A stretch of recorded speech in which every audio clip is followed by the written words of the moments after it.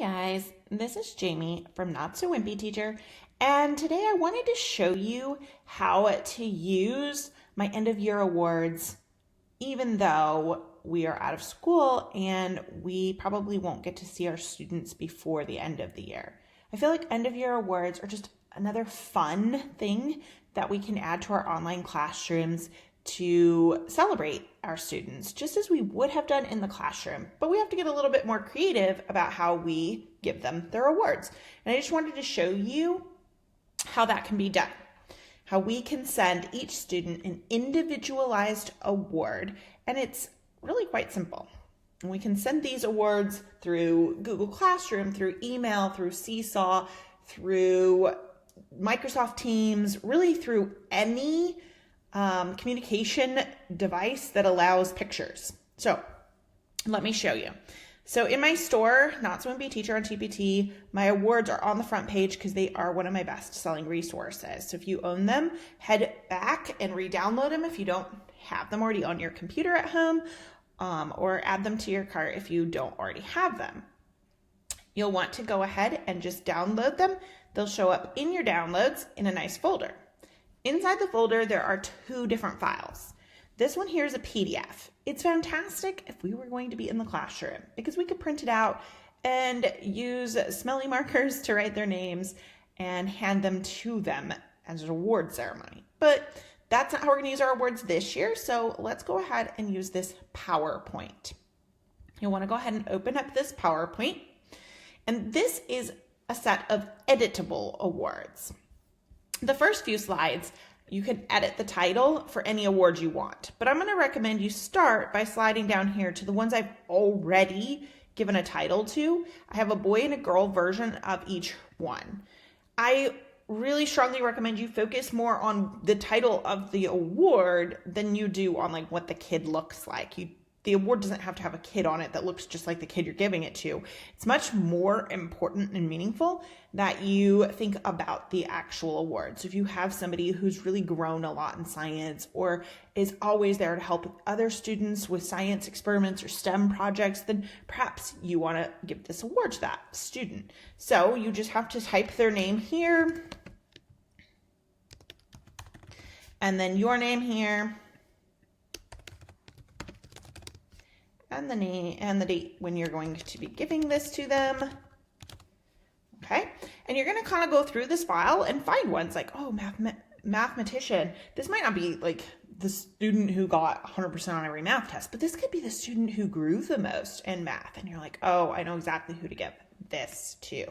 This student really deserves this because they worked so hard. And so you just got to go through with your class list and choose the award that works best for each of your students, okay? And it's okay if you want to give the same award to two students, it's perfectly acceptable. There's already a boy and a girl version, but if you wanted to give this award, for example, to two girls, then you could just duplicate this slide by copying and pasting it, or in a Mac, you just push command, like I'm highlighted over here, push Command D and it duplicates it. So you can do that. So you're going to go through and find awards for each of your students. If there is a student, you're like, I really want them to have an award that is not included. You can come up here, you can type the award yourself, and then you can add text boxes for their name, your name, and the date. Okay. But go ahead and assign an award to each of your students. Then the next thing I would recommend you do is delete the slides that you are not going to be using. So after you've already typed names for all your students, I would go ahead and delete any slides you're not using. You know, if you haven't assigned these ones to anyone, use the ones I already created, delete them. There's really no reason to use all of these black and white versions here. So I would just go ahead and delete them. It's going to make the file folder that you're about to create so much more organized if you go ahead and just delete all of these particular slides that you don't have student names written on, okay? Now, I didn't write a lot of student names on these, but you would have more. You might have 18, 25, 30 different ones written in here. So delete the other ones. Like if you didn't have a Heart of Gold Girl Award, then delete this one. It's going to make your file folder much more organized. I'm going to show you the next step, and you're going to be happy if you deleted any that you weren't actually using. So you've typed all the names in, chosen awards for everyone, typed their names in. You've deleted any of the awards you don't need because there was tons of awards in here. So now go up here to File, Export. Up here, I'm going to suggest you give it a name. Maybe it's just End of Year Awards 2020. And then choose to put it in your documents. And now down here where it says PDF, switch it over to JPEG so that it creates pictures.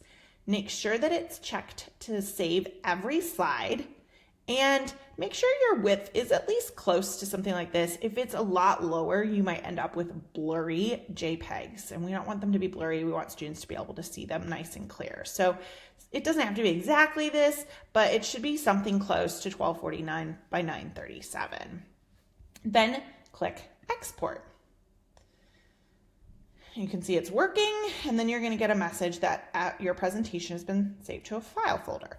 Now, go to your documents, and you should see End of Year Awards 2020.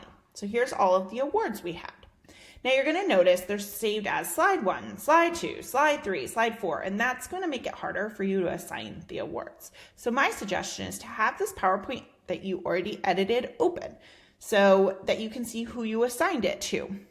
And then slide 1 here is going to be the same as, closed mine. It's going to be the same as slide 1 up here in your picture folder. So when you double click on it, you can click rename, and you can name it whoever is getting that award. So maybe Hannah gets is getting award 1, and then you can look over to your PowerPoint and you're like, oh, who's getting award 2? And rename it their name. And I just feel like this will help you to not get confused when you go to send awards and accidentally send the wrong award to the wrong student. So I'd go through and just quickly rename them. And again, you kind of have the slideshow open so you can see, oh yeah, slide 3, I gave that award to, and go ahead and type in their name. Okay, so I have a whole bunch in my folder. You should only have one for each of your students. Now, these JPEGs, you can upload them and attach them to an email. You can send them through Google Classroom, through Seesaw, through a text. Any way that you can send a picture, you can now share these awards. So it might be fun to have a video conference on Zoom to do your awards. You can even upload the awards right there in the chat box if you have that enabled, or share your screen and you can actually show this PowerPoint that you've created with your students and just click from slide to slide announcing the winners just like you might do in your classroom. So I hope this helps you to see how to use my end of year awards even this year when times are a bit strange and unique. I hope that helps. Bye guys. Have a not so wimpy day.